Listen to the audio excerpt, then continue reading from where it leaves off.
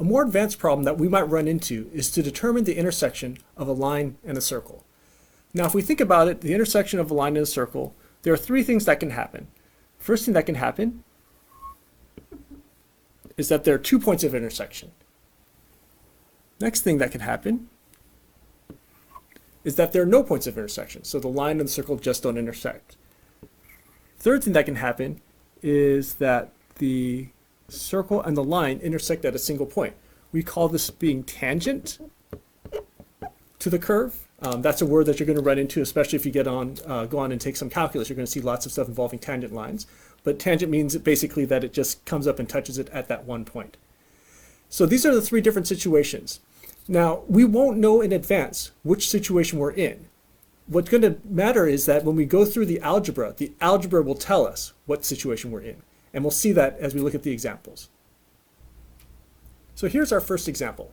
Find the points of intersection between the line y equals x plus 1 and the circle centered at the origin with radius 3. Now, what is our overall strategy going to be? Well, the general strategy that we're going to have is that we need to have two equations, and we're going to try to substitute one into the other to solve for x and y.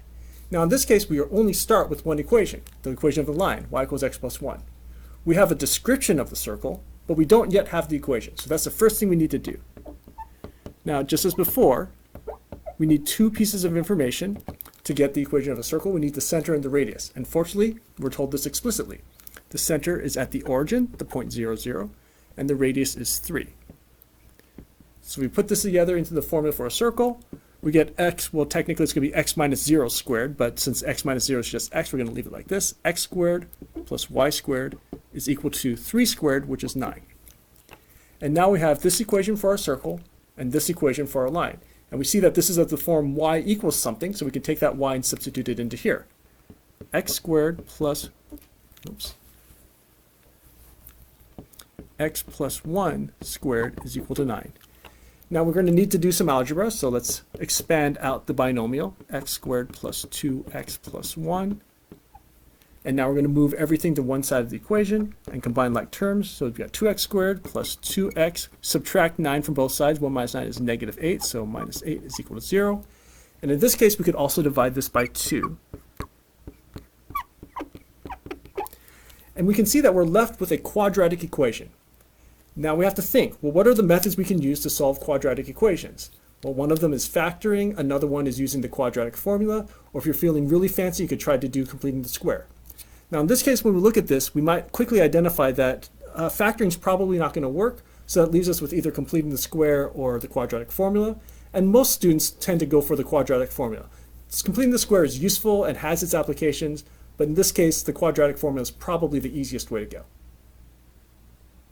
So here's our quadratic equation. X squared plus x minus 4 is equal to 0. Now we're going to use the quadratic formula, so we need to identify the a, the b, and the c in that formula. So ax squared plus bx plus c. So our a is 1, our b is 1, and our c is negative 4. Now everything is just a matter of execution. X equals negative b plus or minus the square root of b squared minus 4ac. All of this divided by 2a. b, okay, so b is 1. So negative 1 plus or minus the square root of b squared, which is 1, minus 4ac. So 4 times a is 4, and then times c is negative 16. So minus a negative is plus 16 over 2, which is negative 1 plus or minus the square root of 17 over 2. So this gives us our x coordinates. However, we are trying to find the points of intersection, which means we also need to find the y coordinates.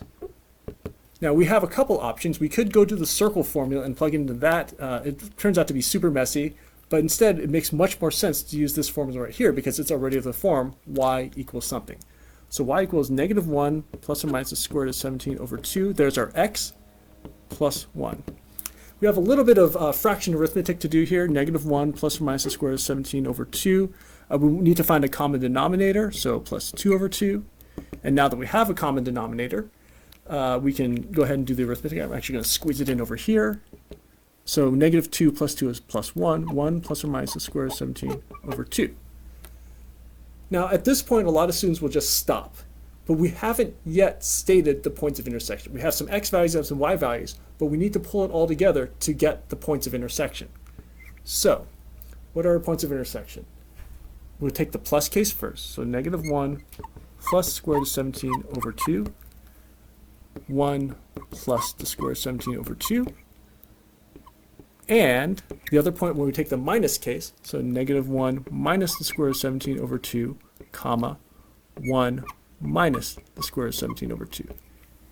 And these are the 2 points of intersection.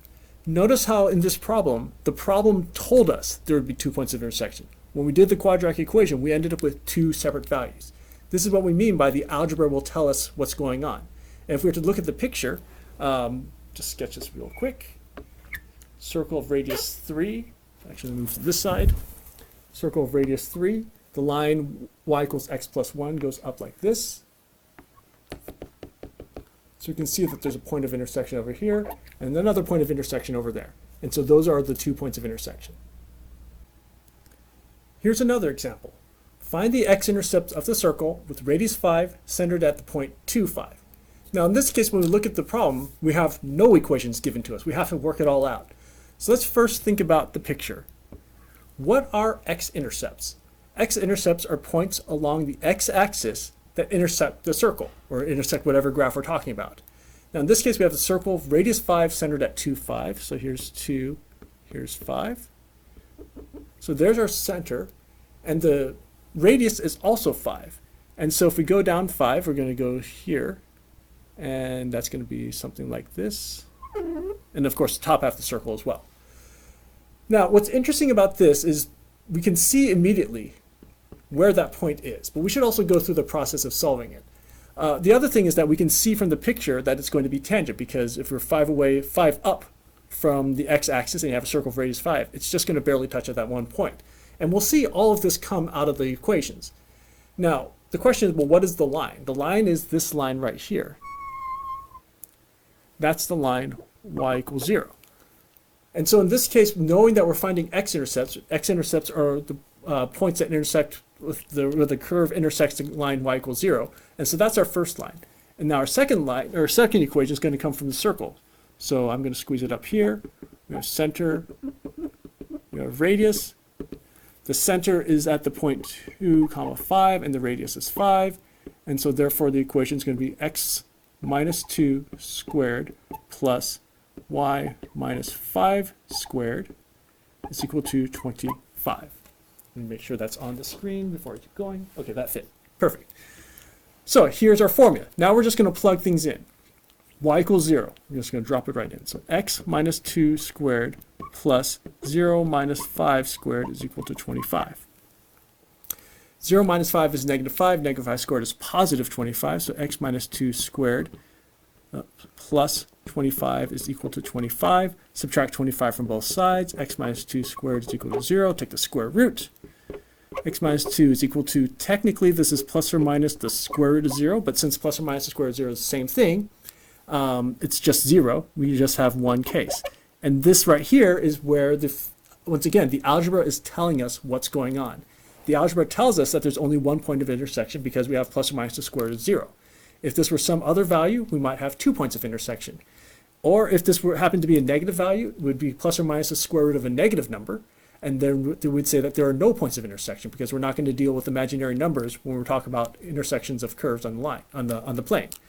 And so our x value is 2.